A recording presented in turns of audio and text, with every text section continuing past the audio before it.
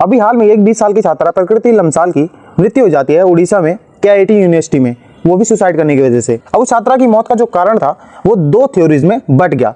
पहला ये था कि जो छात्रा है वो किसी से प्यार करती थी और वो जो लड़का है उसके साथ जब वो अलग हो जाता है उसके बाद उस छात्रा को ब्लैकमेल करता है, उसकी जो प्राइवेट वीडियोस प्राइवेट फोटोज उसके पास अवेलेबल थी उनको दिखा के उसको ब्लैकमेल करता है, उसको परेशान करता है और इससे परेशान होकर जो वो छात्रा थी उसने सुसाइड कर लिया। और जो दूसरी थ्योरी थी वो नेपाली स्टूडेंट से जुड़ी हुई थी। हालांकि जो प्रकृति लम्साल है वो भी एक नेपाली छात्रा थी, सो ये जो थ्योरी थी इसको नेपाली स्टूडेंट से जोड़ दिया गया। कहा गया कि जो केआईटी यूनिवर्सिटी है वो जो नेपाली छात्र हैं उनके साथ बहुत ही इनह्यूमन व्यवहार करती थी, उनके साथ कोई भी अच्छा व्यवहार नहीं किया जाता था, उनके साथ नॉर्मल छात्रों जैसा व्यवहार नहीं किया जाता था, उनके साथ बहुत सारा भेदभाव होता था। वहाँ के जो छात्र थे कई सारे वो भी किया करते और जो वहाँ का प्रशासन था वो खुद भी किया करता। हालांकि प्रकृति लम्साल की मौत के बाद भी जो वहाँ का प्रशासन था वो रुका नहीं, उन्होंने वहाँ के जो नेपाली स्टूडेंट से उन्हें हॉस्टल में से निकाल दिया, उनके साथ बहुत ही बुरा व्यवहार किया, जो प्रोटेस्ट कर रहे थे उनके साथ मारपीट की गई और इसकी वजह से लगभग 159 नेपाली छात्र जो हैं वो रक्सौल बॉर्डर से वापस नेपाल चले गए।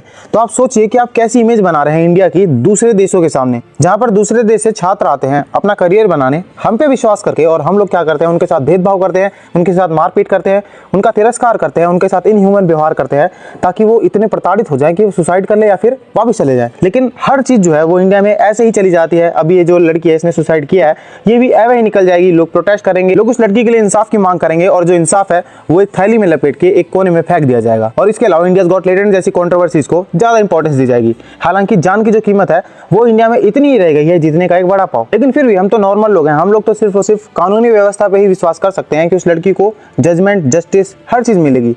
लेकिन जो चीजें अभी 159 नेपालियों के साथ हुई है, नेपाली छात्रों के साथ हुई है, वो कितनी शर्मनाक है कि इंडिया में पढ़ने आए छात्र उन्हें इतनी बुरी तरीके से वापस भेजा जा रहा है और इसके बाद जो गवर्नमेंट है वो कुछ नहीं कर पाती है। सो जो पहली थ्योरी थी उसमें तो मैं सिर्फ और सिर्फ लड़कियों से यही कहूंगा कि आप ऐसे बैड बॉयज को बिल्कुल ना चूज करें। और अगर आपको कोई ब्लैकमेल करता भी है तो आपने जब वो चीजें करी, मतलब आपने जब भी अपनी जो प्राइवेट वीडियोस फोटोज उसके पास शेयर करी, तो आपको ये चीज हमेशा से समझनी चाहिए थी कि कल को वो आपके खिलाफ यूज होंगी, या तो आपको भेजना नहीं चाहिए था। और अगर आपने भेज दिया है और वो आपको ब्लैकमेल कर रहा है तो आप अपने पेरेंट्स से बात करें, पुलिस वालों तक के पास आप जा सकती हैं, आपके पास राइट्स है।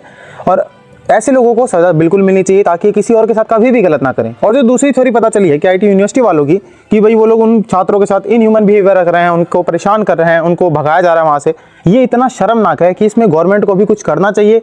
और अगर नहीं करती हैं तो फिर ये जो चीजें है ना, ये फिर जनता ना इसको बहुत अच्छे से नहीं देखेगी और इससे भाई गवर्नमेंट का भी बहुत नुकसान हो जाएगा। तो बस ऐसी जानकारी के लिए मेरे अकाउंट से जुड़ जाएं और कृपया करके जो लड़कियां हैं वो ऐसे लड़कों पे ट्रस्ट ना करें। और अगर आपके साथ कभी भी कोई भी इनह्यूमन बिहेवियर हो रहा है, चाहे फिर आपका कॉलेज कर रहा है या फिर आपकी यूनिवर्सिटी कर रही है आपके साथ, तो आप उनके खिलाफ एफआईआर जरूर दर्ज कराएं और अपने लिए स्टैंड लें। धन्यवाद।